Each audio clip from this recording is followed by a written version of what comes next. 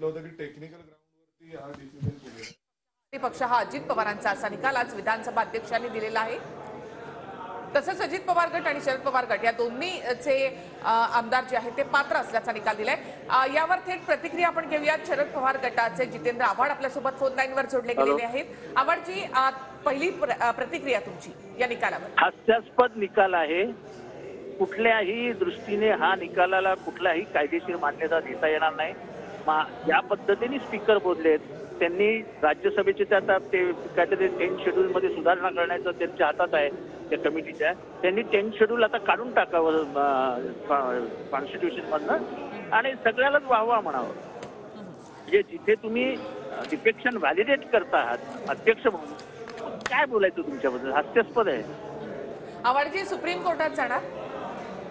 ते बघू आता, ते पवार साहेब ठरवतील, मी नाही ठरवणार। धन्यवाद। जितेंद्र आव्हाड यांची ही पहिली प्रतिक्रिया की हा निकालच हास्यास्पद आहे। 10वा शेड्यूल जे आहे